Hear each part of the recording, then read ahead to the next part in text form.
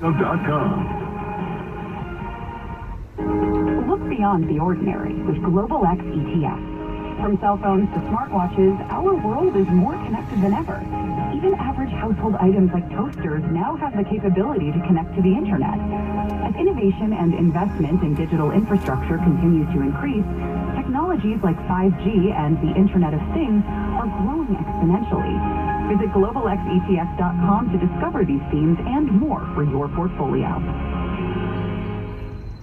The Bloomberg Crypto Summit is back for its second year on July 19th. 2022 is proving groundbreaking for crypto. Coins plummeting, job cuts, liquidity events, and regulations looming.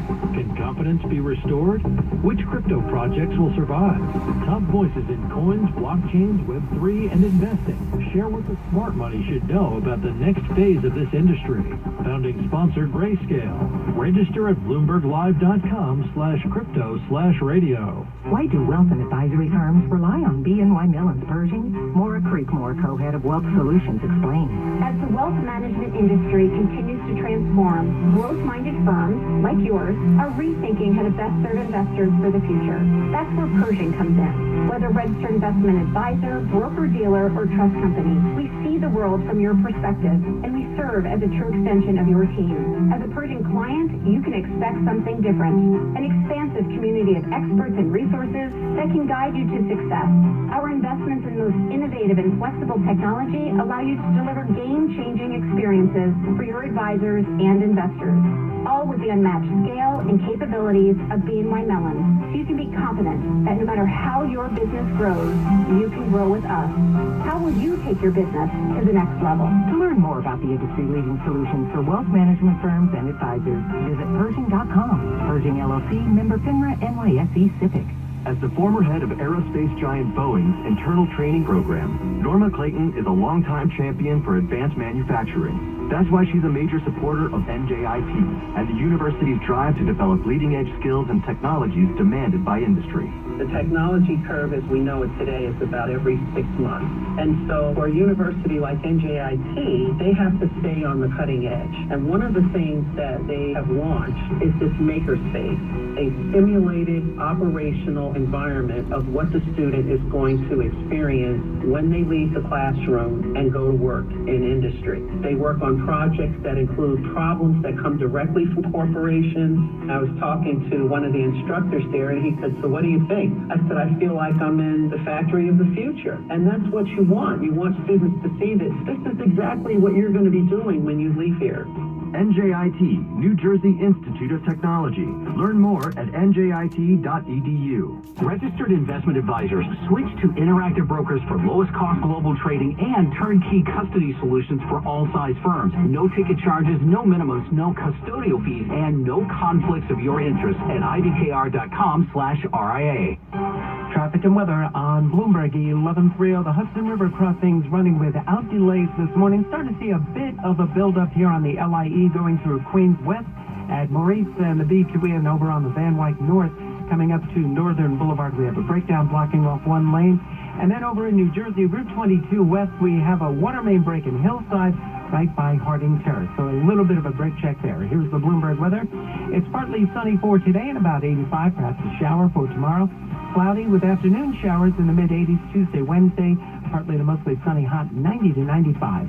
Right now it is 74, sponsored by Panera. New Chef's chicken sandwiches from Panera. Pan-seared chicken, a secret garlic aioli recipe, Parmesan crisp, and pickled chips all on a buttery brioche roll. Try one for only $1 delivery fee when you order on the app. Restrictions apply. I'm Steve Michaels for the best ride in and out of the city. Bloomberg 1130. Now Bloomberg Sports. The final round of the British Open getting underway shortly.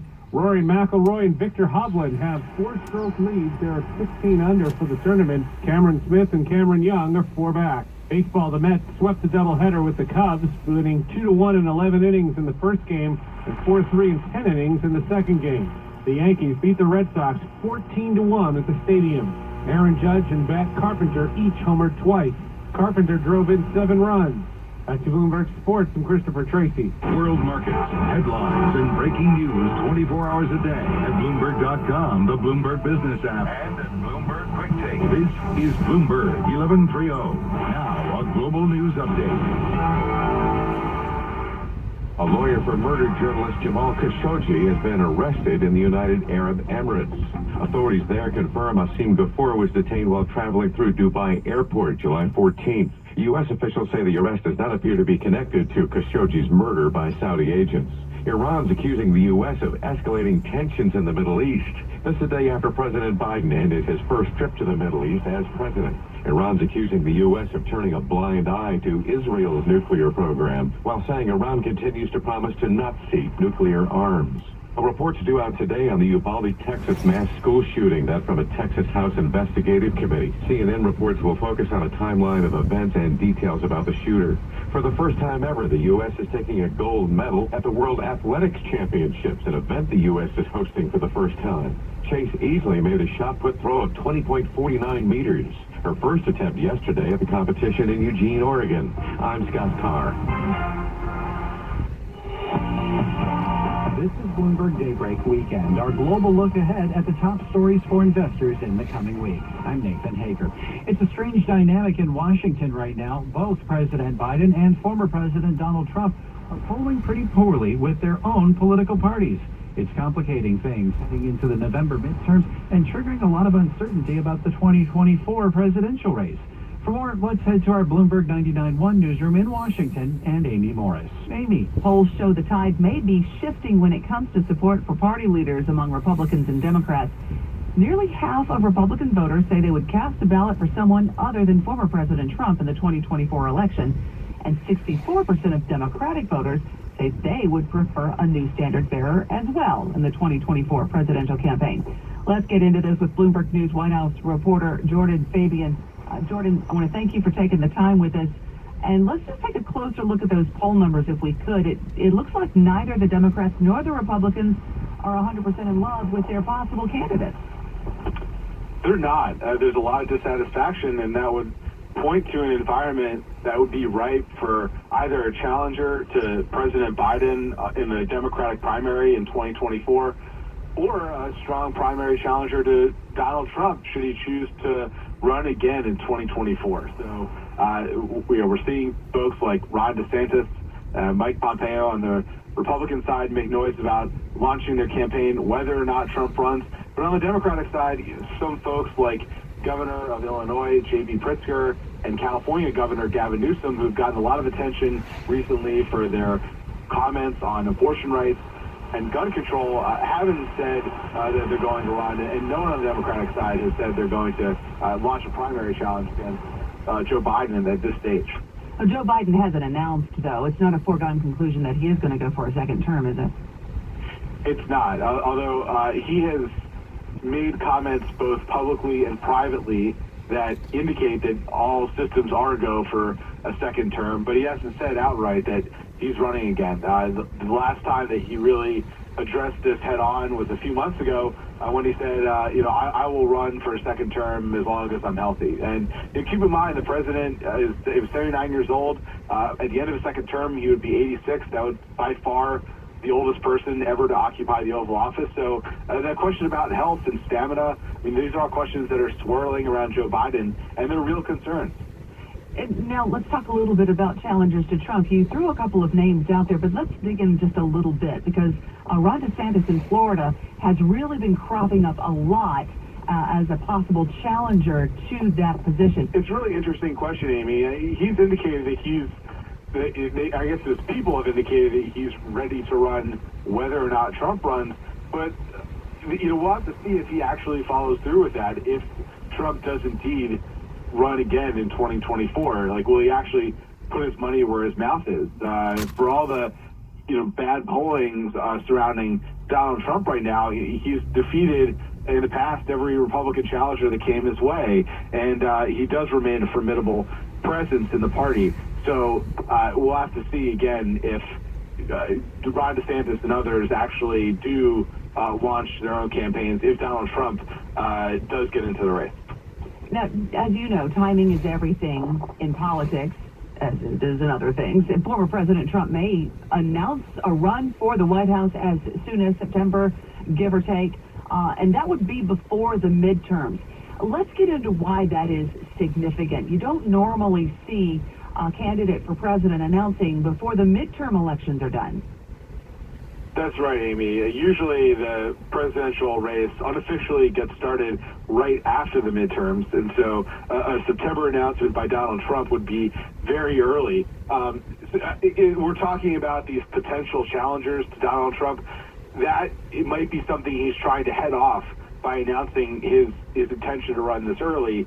It would also get his campaign apparatus up and running, allow him to hire staff to work for his campaign who might otherwise go to somebody like Ron DeSantis if Trump waits to announce a race.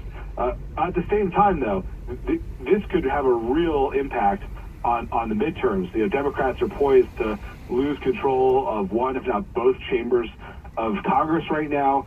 Trump getting in the race could change those dynamics. I'm not saying it would be enough to reverse all the dynamics surrounding the economy and inflation that have really hurt Democrats, but it gives Democrats a bogeyman to run against and to tie Republican candidates to, given Trump's broad unpopularity with the American public. I hadn't thought of that. It also does give him more time to get that apparatus in place and raise more money, so there's that advantage. But like you say, it is very risky, even within his own party, because not only would it give Democrats something to latch onto and run against, something tangible to run against, but let's say the Republicans lost Georgia, or they lost by one seat in the Senate. It would wind up being very close. Let's just throw that out there as a hypothetical. Then the Republicans would lay the blame at Trump's doorstep. You could imagine that happening. I mean, that did happen in Georgia after Democrats won both Senate seats in 2020. A lot of Republicans blame Donald Trump for that because he kept attacking Georgia officials over the results of the election, claiming that he somehow won that state even though he lost. So you could see the possibility that that could happen again, even in Georgia. By the way, there's a poll out today that showed, or there's a poll out this week that showed Raphael Warnock way ahead on approval rating of Joe Biden. So he's running stronger than Joe Biden in Georgia. And so if he were to fend off a Republican challenger in this bad political climate for Democrats, and say Donald Trump kind of made the environment worse for Republicans in that state, you can see this attacks happening again and again, deepening divisions within the Republican Party. So could that also impact then some of the down ballot races, depending on how these things play out? Like I said, timing has always been everything in politics. So for both sides, for both the Democrats and the Republicans, down ballot races could also feel this. Absolutely, and it really depends on which states you're talking about. I mean, in purple states, in states that Trump lost in 2020, you could see him being a drag in certain places. I'm thinking of, like as we just mentioned, Georgia, Pennsylvania, Michigan, places like that. But on the other hand, in places like Ohio, where there's competitive Senate race, and where Donald Trump won in 2016 and also in 2020, you can see him possibly being an asset for the Republican candidate. So it really depends on which states we're talking about with regards to down ballot races. I see. All politics not only is timing everything, but all politics is local as well. It depends on where you are. We are talking with Bloomberg White House correspondent Jordan Fabian about how the election season is shaking out. And Jordan, inflation is on top of everyone's mind. That's going to be something that's probably hung around Biden's neck, around the necks of the Democrats. How are they going to be able to shake something like that, or can they? How do they work around that? It's extremely hard for them to work around this. There's no jawboning inflation away. Americans are feeling the effect of higher prices for food, gas, and other consumer goods. And the report in June that showed inflation at 9.1% year over year. That's a bad number for Joe Biden for a number of reasons. Not only does it show inflation was accelerating last month, but also that this is around the time that voters are making up their minds about who they're going to vote for in the fall. And so there's not a lot of time left for Joe Biden to show, or Democrats to show, that they're making progress on this issue. And also the other factor is that, frankly, the president and members of Congress don't have a whole lot they can do to try to lower inflation. That's really the purview of the Federal Reserve. And while they're ramping up interest rates, that could take a few months to see that effect on inflation as far as curbing it. So really the political timing cannot be worse for Democrats. Are there other top-of-mind issues for the elections that are coming up? I'm thinking abortion, guns. I mean, those definitely create big headlines, obviously, but do they move the needle when it comes to voters casting their ballots? It's a complicated situation. I mean, there have been some polls that show that abortion rights in particular, might be an asset for Democrats, with some Democrats who may have sat out just because of the poor situation in November, might show up to cast the ballot.